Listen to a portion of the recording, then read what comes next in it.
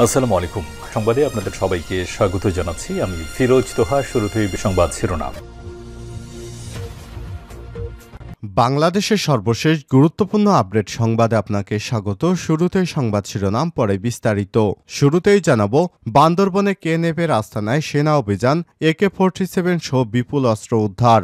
বান্দরবনের রুমা উপজেলায় দুর্গম মুনলাইপাড়ার জঙ্গলে অভিযান চালিয়ে কুকিচিন ন্যাশনাল ফ্রন্ট কেএনএফের একটি আস্তানা থেকে AK-47 রাইফেল সহ বিপুল পরিমাণ অস্ত্র ও গোলাবারুদ উদ্ধার করেছে সেনাবাহিনী।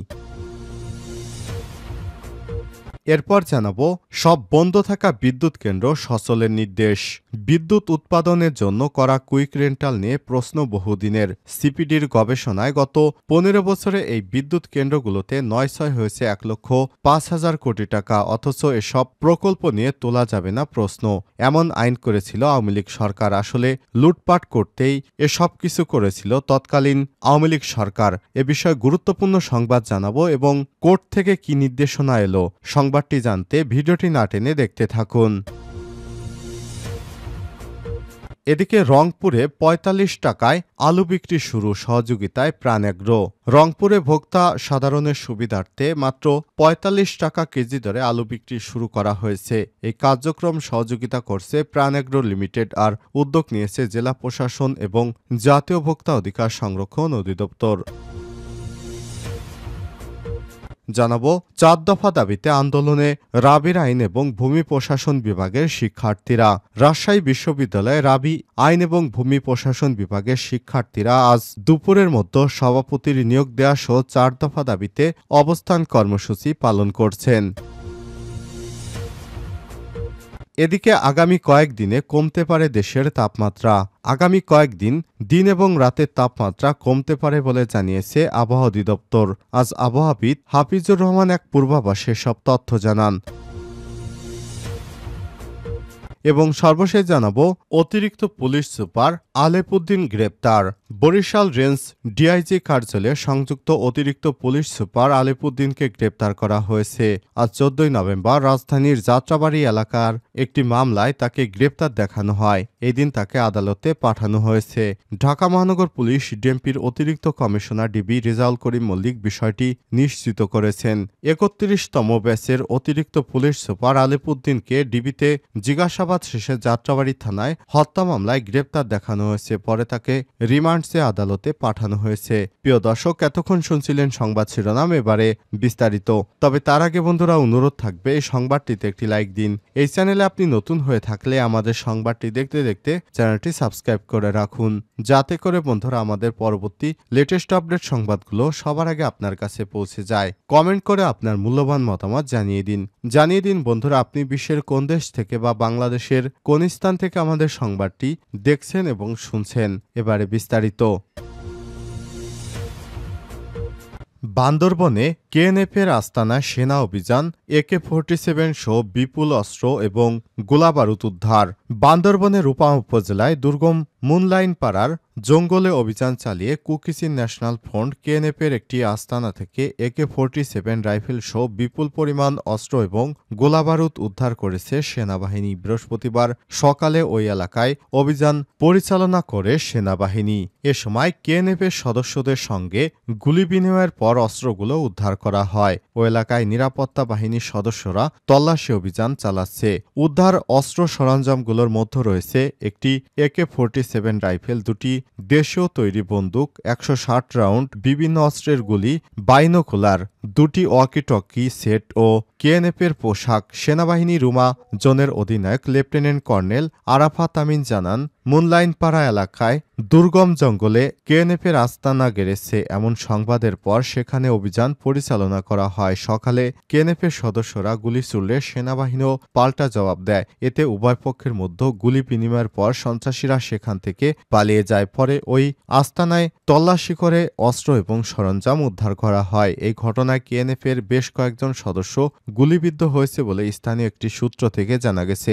গত 5 মাসেরও বেশি সময় কেএনএফের সদস্যরা অনেকটা নিশ্চুপ চুপ থাকলেও তারা আবারও সশস্ত্র তৎপরতা শুরু করেছে। এর আগে শান্তি কমিটির সাথে কেএনএফের সদস্যদের 2 দফা সমঝোতা তৈরি হয়। গত 2 বছরে কেএনএফের সাথে নিরাপত্তা বাহিনীর সংঘর্ষে সেনা সদস্য সহ 27 জন নিহত হয়েছে। আটক হয়েছে কেএনএফের 62 জন সদস্য। সব বিদ্যুৎ কেন্দ্র সচলের নির্দেশ।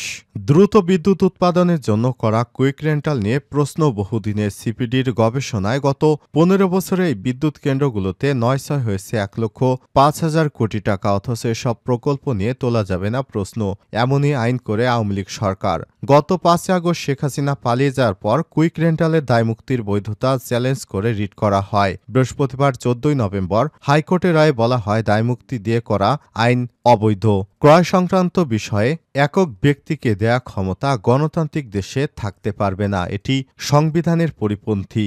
যেটি সহজ ভাষা আপনাদেরকে বলতে গেলে এটা হচ্ছে এমন যে বিদ্যুৎ যাকে দায়িত্ব দিয়েছিল শেখ হাসিনা সে এককভাবেই কোনো বিদ্যুৎ কেন্দ্র উৎপাদন কিংবা বিদ্যুৎ কেন্দ্র থেকে কি পরিমাণ বিদ্যুৎ কত দরে কিনবে সেটি সেই ব্যক্তি একাই ঠিক করতে পারত। কিন্তু এই আইনটি কোনোভাবে কোনো গণতান্ত্রিক রাষ্ট্রে বৈধ হতে পারে না। আজ এই রায়টি খারিজ করে দেওয়া হয়েছে। হাইকোর্ট আরও বলে লুটপাটের আইনি ভিত্তি দিতেই একটি আইন করেছিল আওয়ামী লীগ সরকার।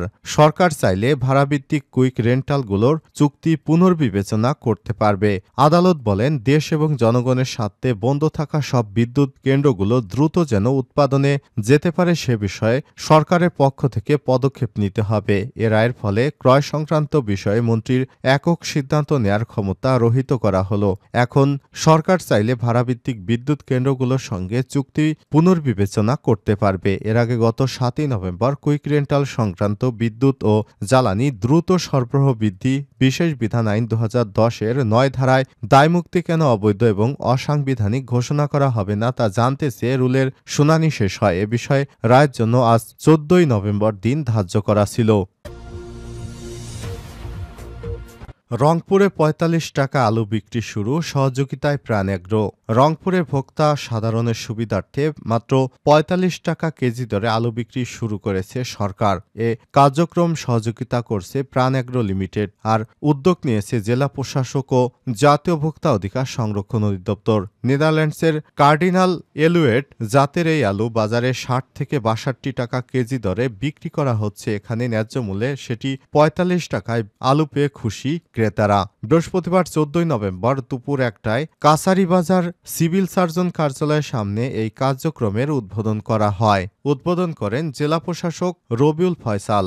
এ সময় জাতীয় ভোক্তা অধিকার সংরক্ষণ অধিদপ্তরের রংপুর বিভাগের পরিচালক অতিরিক্ত দায়িত্ব আফসানা পারভিন, সহকারী পরিচালক বোরহান উদ্দিন, প্রাণ এগ্রো লিমিটেডের general manager Zakaria Hossain, senior manager Rafiqul Islam, management trainee officer কৃষিবিদ রিয়াদ খান উপস্থিত ছিলেন। আলু কিনতে আসা পাগলাপীর এলাকার বাসিন্দা আমিনুর রহমান বলেন, বাজারে আলুর দাম ৫৫ থেকে ৬০ টাকা কেজি, এখানে ৪৫ টাকা কেজি দরে আলু কিনতে পেরে সাশ্রয় হয়েছে। প্রাণ এগ্রো লিমিটেডের জেনারেল ম্যানেজার জাকারিয়া হোসেন জানান, একজন ক্রেতা সর্বোচ্চ ৩ কেজি আলু কিনতে পারবেন। বাজারে দাম সহনশীল পর্যায়ে না আসা পর্যন্ত ন্যায্য মূল্যে আলু বিক্রির এই কার্যক্রম চলমান রাখব। প্রতিদিন সকাল 10টা থেকে আলু বিক্রি শুরু হবে।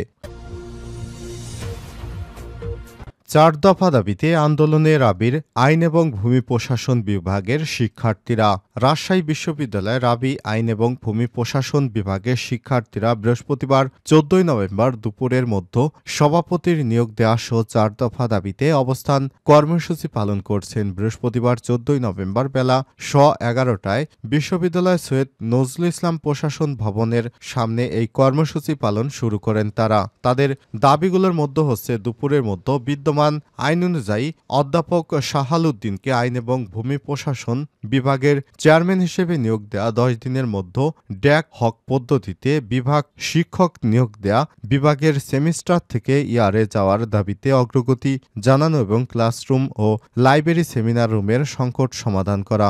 সরেজমিনে দেখা যায় শিক্ষার্থীরা অবস্থান কর্মসূচি শুরু করার পর প্রক্টর অধ্যাপক মাহবুবুর রহমান তাদের সঙ্গে কথা বলতে আসেন। তিনি আগামী রোববার 17 নভেম্বর দাবিগুলোর বিষয়ে সিদ্ধান্ত জানাতে চাইলেও শিক্ষার্থীরা আজকেই দাবিগুলো মেনে নেয়ার পক্ষে অনড় অবস্থানে রয়েছেন। দুপুর 12টায় এই প্রতিবেদন লেখা পর্যন্ত প্রশাসনের ভবনের সামনে অবস্থান নিয়ে থাকতে দেখা যায় শিক্ষার্থীদের। আইন, ভূমি ও প্রশাসন বিভাগের শিক্ষার্থী রায়হান হোসেন বলেন, আজকের মধ্যেই তাদের দাবি মেনে নিতে হবে। দাবি না মেনে নেওয়া পর্যন্ত আমরা অবস্থান কর্মসূচি চালিয়ে যাব।